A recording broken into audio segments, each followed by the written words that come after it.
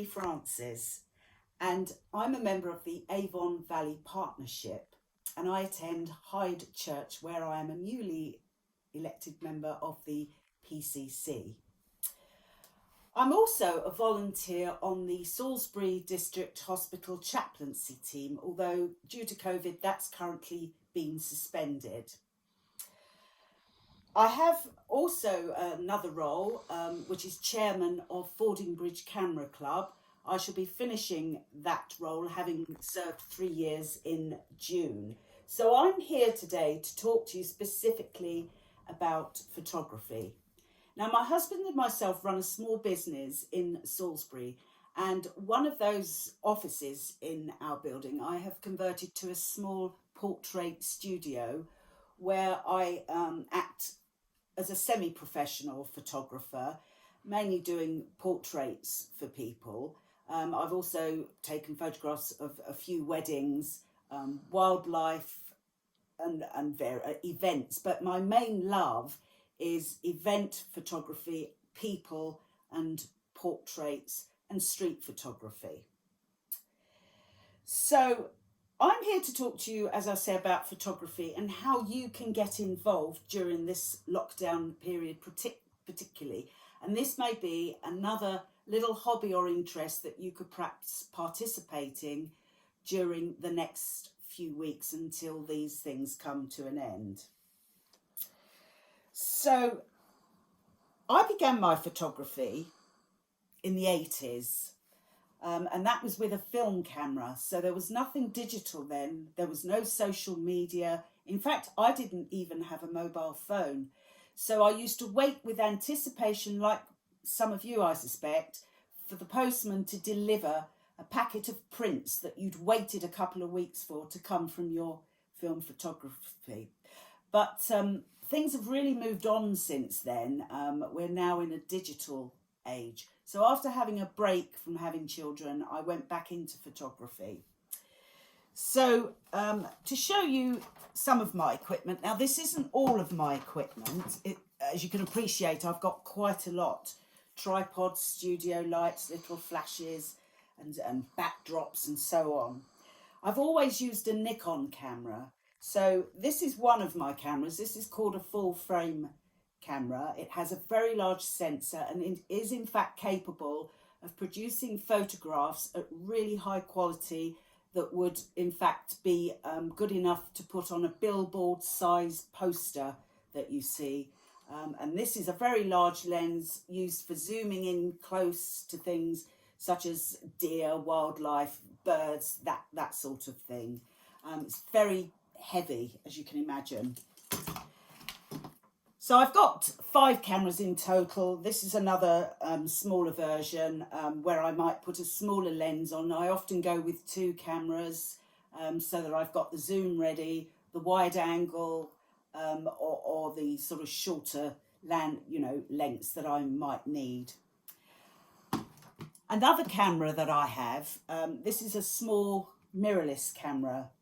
The lenses are interchangeable. You can take them off, put larger ones on. This is really light, very easy to use, and it will go in your handbag or pocket. So I sometimes just take this one out if I'm out and about round town and want a quick snap of something. So that leads me on to the question that I'm going to ask you now. What is the best camera that you've got? Well, I rather suspect you're all going to say this, a mobile phone. And there is absolutely nothing wrong with a mobile phone.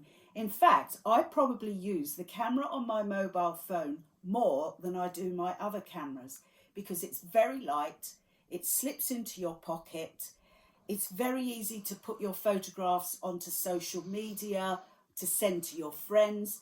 And did you know the quality of a mobile phone these days, where they are so good that you can get a perfectly okay A4 sized photograph that you can print. You could even frame it and put it on your wall. Not quite as good as the cameras I showed you earlier, but nevertheless, it's still better quality than the camera I used in the 1980s. I'm going to show you now just a very small selection of some of my photographs. These are some boats that I took just walking along on Bournemouth Beach. Obviously, I appreciate you can't do that at the moment, but it just shows that when you're out and about, you can see these things. This is a photograph I took of a lady having a coffee in a cafe. And this particular photograph earned me 3 gold medals in international salons. There's nothing special about this photograph. It isn't technically perfect, but what it shows is an emotion and a captured moment. So in photography, you're not always looking for perfection. Here's a photograph of some pelicans that I took at Longleat, just through the window, you know, just sitting on their nest. And then turning to just a few of my portraits here, black and white photograph of my daughter. You can even take photographs if you're musical. You can do something a little bit abstracty with a guitar, cropping in just to show the strings of a guitar. I have here an eagle. I took this at the Ellingham show a few years ago of one of the eagles. What I'm showing you here is very basic stuff that you could take once we are back on our feet and out and about. This is one of the cathedrals. I can't remember which one exactly now, but you can do things like this. I've got some more portraits here, various musicians, a lady in the scarf. These were all taken in a studio. This man had a very interesting face, so I just sort of took out all the rest of his body and just concentrated on his face. You can even do some still life. These are quite simply just some baby boots. There's nothing special about them. They're just some baby boots, but you can put shine a light on them, and there's a nice picture for a nursery or something. If you see a nice door that you like, you can just take a picture of a door. If it interests you and you like it, take a picture of it. And then in my studio, this is a picture that I took in my studio. It was the official photograph for our previous mayor, Mr. Anstey. That was taken in the studio, and you may have seen this in local press as this was used as his official photograph. Things like beautiful rape fields in spring. This was along the Rockbourne Road going sort of into Salisbury. I'd often passed it and thought how lovely it looked, so I got out and took a photograph of that, showing the lovely, beautiful colours of the rape. I've got some children's photography, child with a teddy bear, but all of these you could take yourself at home. This is one of my daughter actually, and I have played with this. Remember I spoke to you earlier about doing some arty things. I gave it a pink tinge and put something called a textured layer over the top of that. This one is my great nephew, and it's a portrait of father and son, but I decided to do it a little bit differently and show Dad, his hands holding the tiny feet within his hands. Something a little bit different there. But there are other things you can do, you know, such as a rose, a butterfly, and so on. So I hope that's given you a bit of a flavour for some of the subjects that are very close and around you that you can take. So what can you do? Well, I've got an idea for you as a project during this current lockdown. If you're lucky enough to be able to go out for an hour's walk, then look around you and see what's there. Home in and do a close-up of a leaf. Can you see a face in a tree or another shape? Zoom into it and take that photograph.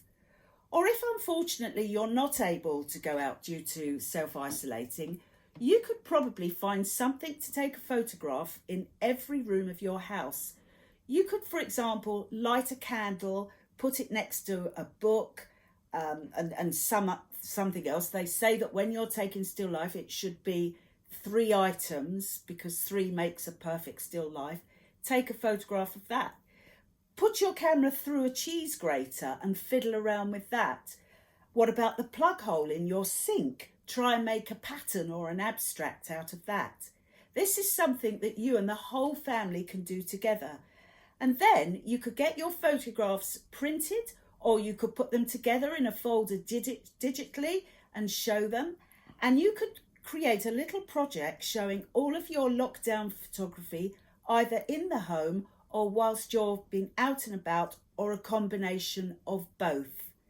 So get thinking, open your eyes and look at what is around you, because they say that if you start to do that, you will develop what's called a seeing eye, and you'll start to look at the world a little bit differently around you.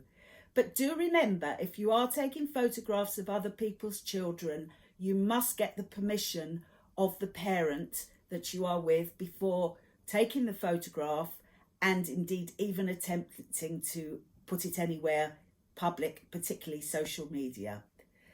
Well, I hope that's given you some ideas, and maybe you'll put together your photographs in a scrapbook or a photo book. You can find out about those online. And one last thing before I go, if you look online, did you know that you can buy little lenses that clip onto your mobile phones so that you can zoom in, have a wide angle, and various others that will maximise the capability of this little phone and the camera within it even more.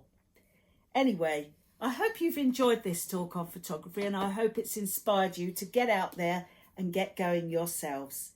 Happy snapping, everybody. Bye for now.